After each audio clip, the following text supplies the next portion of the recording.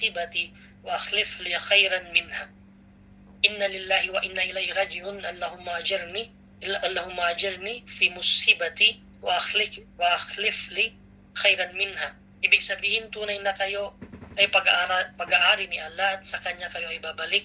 O Allah, gantimpalaan mo ako sa aking pagsubok at palitan mo ito ng mas mabuti. Yung dua na to is pwede nating sabihin sa oras ng challenges or problema.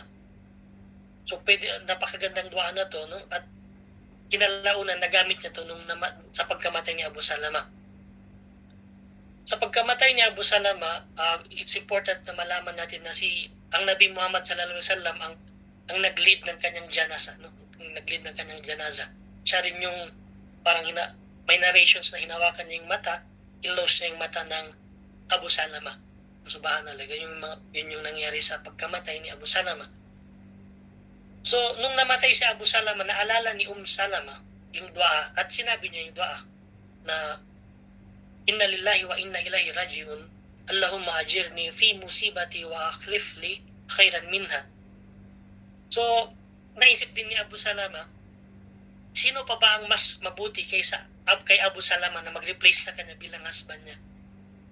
So, isa sa mga story dito, no, lumapit pagkatapos ng ida niya, nung pagkatapos ng months before siya pwede magpakasal, lumapit ang Abu Bakar as-Siddiq, inayawan niya, lumapit ang Umar al-Mu'minin, inayawan niya, hanggang sa kalaunan nag-alok ng kasal ang Prophet Muhammad sallallahu alaihi wasallam sa kanya.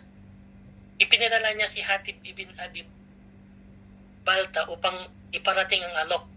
Sinabi ni Salama, may tatlong dahilan kung bakit nag-aalala. Nag-aalala si Salama sa pagpapakasal niya kay Nabi Muhammad.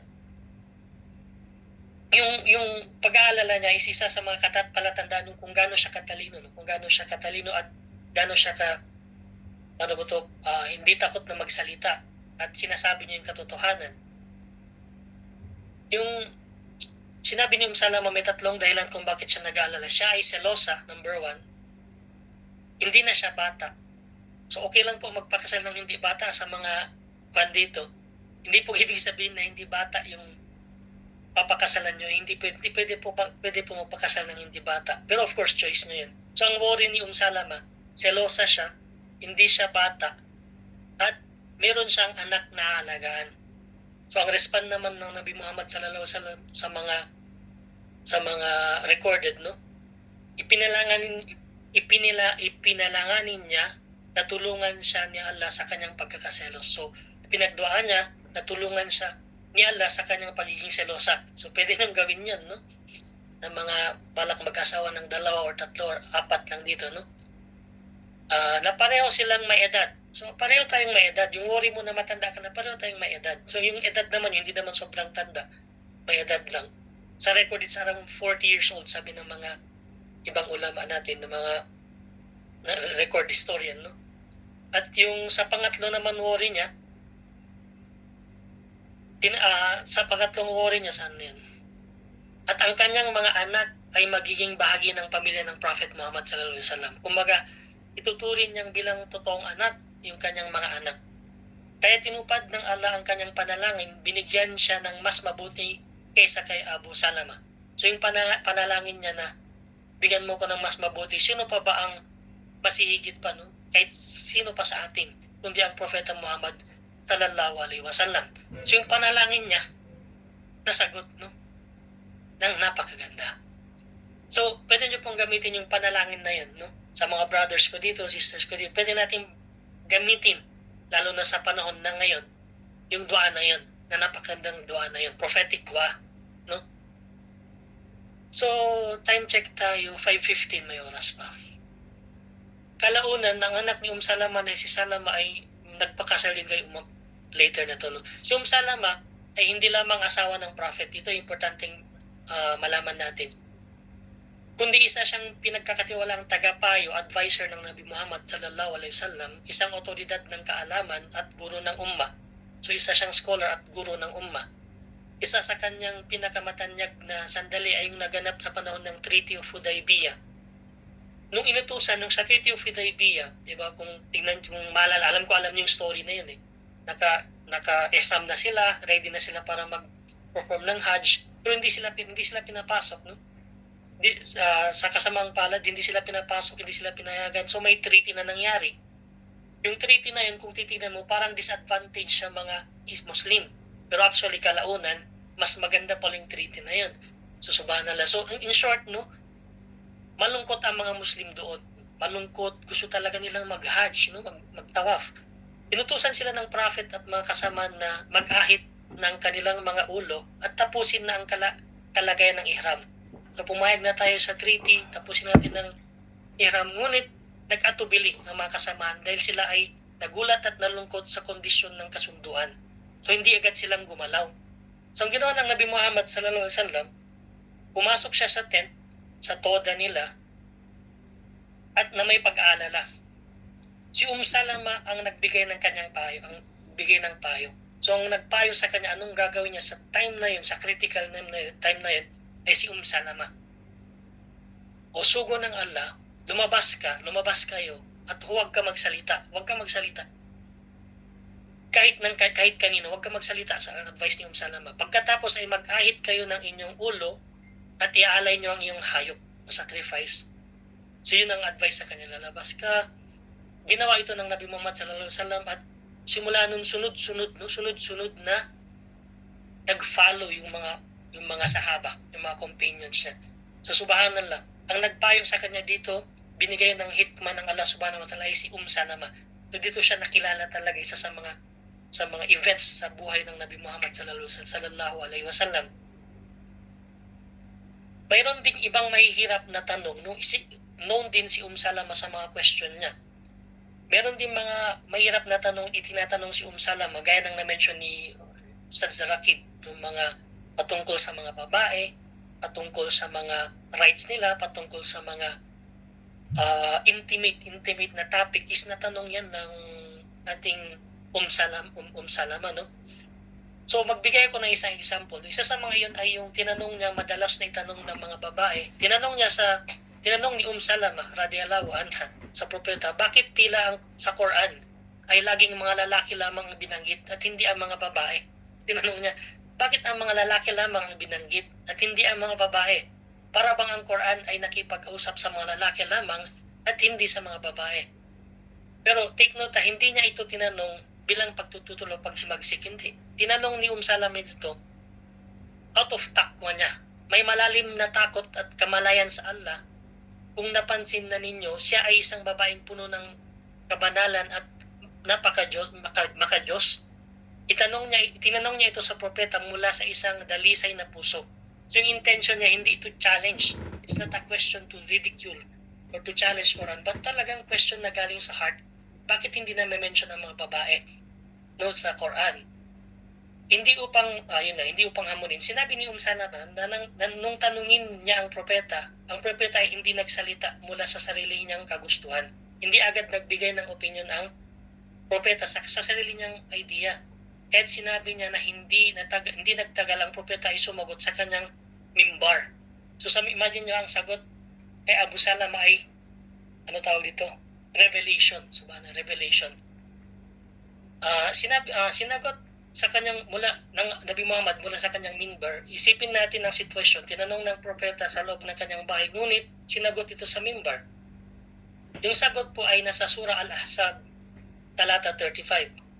So pag check natin yung Surah Al-Ahzab, talata 35, ang transliteration nito, katotohanan ng mga lalaking Muslim at mga babaeng Muslim, ang mga lalaking mananampalataya at mga babaeng nananampalataya, ang mga lalaking masunurin at mga babaeng masunurin, mga lalaking tapat at mga babaeng tapat.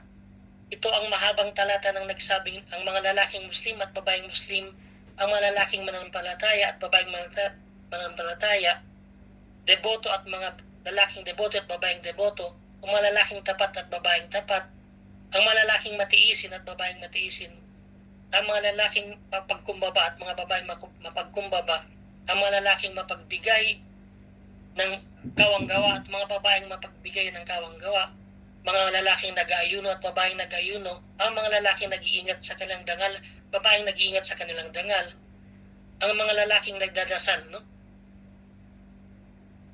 Madalas na nag-aalala sa Allah at mga babaeng madalas na nag-aalala sa Allah, para sa kanila ininda ng Allah ang kapatawaran at isang dakilang gantimpala.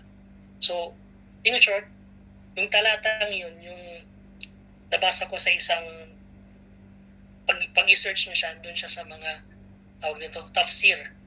Na dahil nga sa situation na to, bumaba ang revelation na yun. Na ang kautusan na hindi lamang para sa mga lalaki, kundi para sa lahat, except lamang sa mga specific, alam mo yung sa rakib, yung mga specific na instructions sa lalaki, specific na instructions sa babae. Pero, ang punto dito, dahil sa tanong niya, nagbaba ng revelation, no? At sinagot ang tanong niya sa mimbar ng Muhammad sallallahu alaihi wasallam. So actually, binasa ko doon sa Arabic kanina, hindi ko na lang binasa ng buo kasi nga sa gawal tayo sa oras, no? So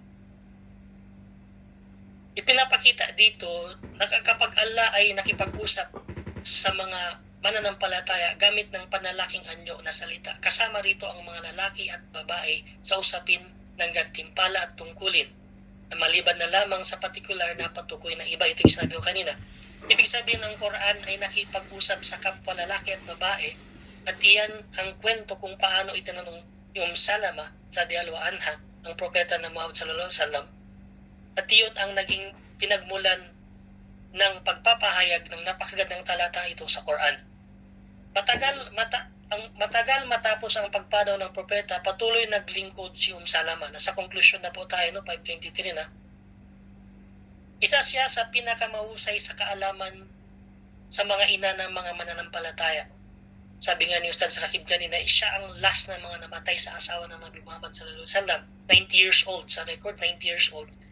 Lalo na sa usapin ng fiqh at hadith, maraming kilalang mga kasamaan ng tabi'in at ang lumapit sa kanya upang humingi ng payo at kalaman. Nagulat siya ng mahigit na 300 hadith. Sa ibang record, 380, 370. Mahigit 300 hadith. Kabilang ang marami ng may malalim na implikasyon sa batas at teolohiya ng Islam. Ang kanyang tahanan ay naging sentro ng pag-aaral at ang kanyang tinig ay naka-impluensya sa pagpasa ng kaalaman sa maraming inerasyon. Isa sa mga examples is Ibn Abbas. No? Ibn Abbas radhiyallahu anhu ay isa sa naging mga mag-aral ni Salama. Madalas siyang pupunta sa kanyang upang magtanong 23. ng mga mahirap na katanungan at nasasagot to ni Salama. Tanging si Aisha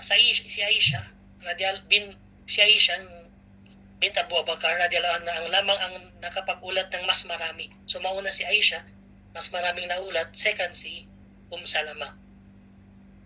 Siya ang huling pumanaw sa mga ummahatul mu'minin, mga ina ng mga mananampalataya. Si Salama ay namatay sa edad na nasa 90, 70 taon. Isipin nyo na napaka malaking pamana sa kanyang buhay. Nasaksihan niya ang 3 paglipat ng hijra. Ang buhay ng pagpanaw ng Muhammad sallallahu alaihi wasallam at pati ang buhay ng pagpanaw ng lahat ng Rashidun Khalif. So na-witness niya yun, no? Nabuhay pa siya hanggang sa panahon ng pamumuno ni Yazid ibn Muawiyah. Namuhay siya ng napakabang buhay at ito ay naging malaking pakinabang sa atin sa umma sapagkat maraming sahaba at tabi'in ang nagkaroon ng pagkakataong direktang nakarinig ng hadith mula sa kanya. So, in short, napaka-swerte natin, no? Na mahaba yung naging buhay, subhanallah, ng Salama at maraming naturuan. Sa panahon natin, meron tayong Ustad Rakib, Sheikh Zaki.